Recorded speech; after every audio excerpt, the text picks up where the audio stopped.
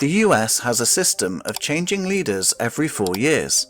Each new administration brings its own vision and economic direction, but America is still considered the most powerful country in the world. Many companies are now moving into the United States. They're coming back. Some of them left us from many years ago, decades ago, and they're all coming back. The US has the largest economy in terms of GDP, with companies such as Apple, Nvidia, and Microsoft dominating the tech industry. Once unrivaled, these companies now share the stage with an up-and-coming tech sector. The rise of Uber and Airbnb led to the rise of gig apps. Gig apps have transformed the way people work and consume services. These platforms offer unparalleled convenience, allowing users to summon a ride, have meals delivered, or hire freelancers with just a few taps on their phone. But beneath this facade of efficiency lies a darker reality. It is expensive to order on the apps once the cost of the food and the fees add up, and then drivers aren't happy with the low base pay of around $2. Who would be? You can't blame the driver because we're using our own car, having to put gas in our car out of pocket to deliver the customer's order. One app that gained huge popularity around 2020 is DoorDash. During the pandemic, the demand for food delivery skyrocketed, making DoorDash a household name in the US. DoorDash has become a go-to option for millions of Americans looking for a convenient way to get their favorite meals and groceries delivered. DoorDash Dashers use their own vehicles to pick up and deliver orders placed through the DoorDash app. The company has over 7 million active Dashers delivering orders. Many of them are gig workers looking for flexible ways to earn income on their own schedules. Some Dashers see this work as a temporary side hustle, while others rely on it as a primary source of income. This has left some people at the mercy of the apps. Dashers have raised concerns over a policy that sometimes require them to pay for orders out of their own pocket, with the promise of later reimbursement.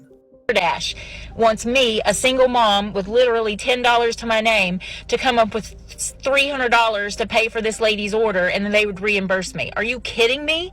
And so I went and shopped for 2 hours, a grocery order, 75 items, $260, and when I go to pay for it with the DoorDash card that they give you to pay, it was declined because DoorDash didn't put enough money on it.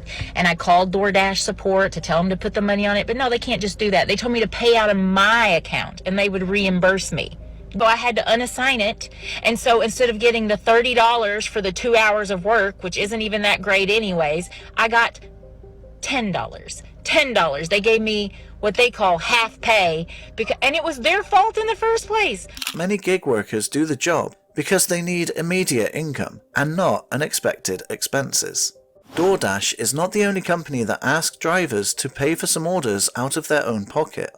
Other apps do it too, with the promise of being reimbursed. In response to driver complaints, some gig economy advocates have called for gig companies to take more responsibility for ensuring its payment systems work properly. While companies like DoorDash benefit from having orders completed regardless of payment issues, drivers are left to deal with the financial and logistical consequences, especially for those who rely on their earnings for weekly expenses. Although DoorDash claimed to reimburse these payments promptly, there have been instances where drivers experience delays in getting their money back.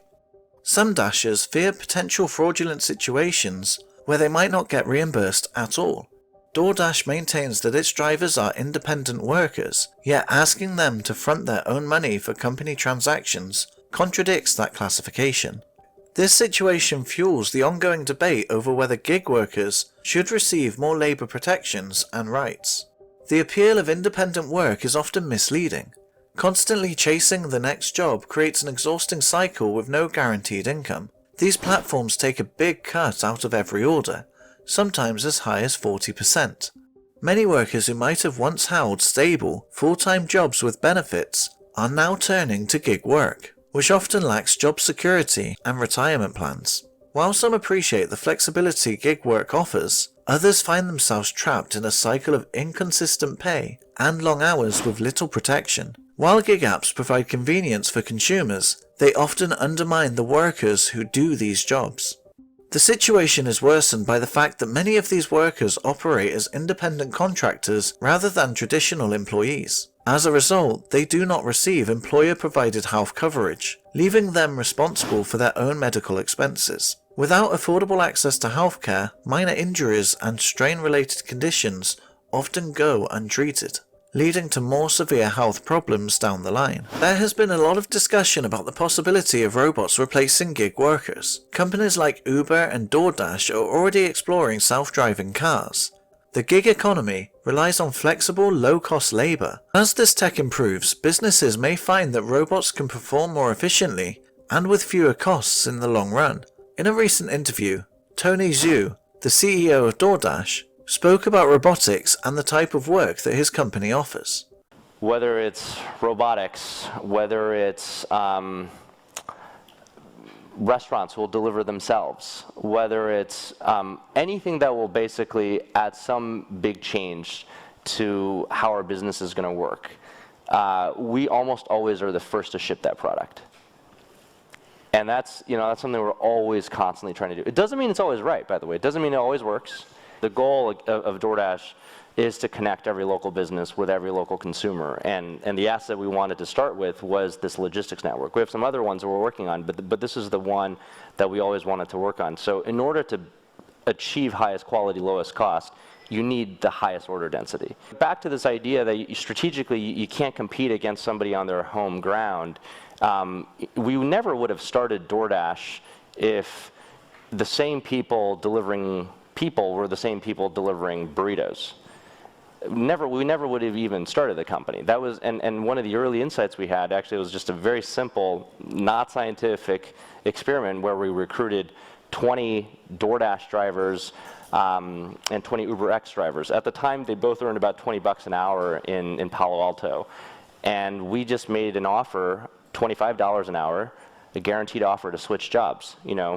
Uber come to DoorDash, DoorDash go to Uber, and only one driver said yes. 1 out of 2 groups of 20, so 1 out of 40 said yes. So it doesn't take a rocket scientist to know that something strange is happening. And what was strange, and it should have been obvious to me, but in hindsight, is that they were just fundamentally very different people. More than half of DoorDash's drivers are women. We tend to cater to a much younger crowd. Gig apps set the terms of work, including pay rates, algorithms that determine assignments, and the ability to deactivate workers at will, making it difficult for workers to challenge unfair treatment or negotiate better conditions, leaving them vulnerable to unpredictable income and sudden policy changes. While gig apps offer undeniable benefits, they have raised concerns about sustainability and fairness in the modern economy. Gig companies have been criticized for their wage structures, which often result in workers earning less than minimum wage when factoring in expenses like gas, vehicle maintenance, and insurance. Algorithmic pay structures, which determine how much a worker earns per job, can also be inconsistent and difficult to predict. On the other hand, gig workers also have a degree of flexibility that traditional employees do not. They can choose when and where to work, and in some cases, they can work for multiple platforms simultaneously, making gig work an appealing option for those who prioritize autonomy over stability. Thank you for watching. If you liked the video, you can help us grow the community by subscribing to World of Finance TV and turning on the notification.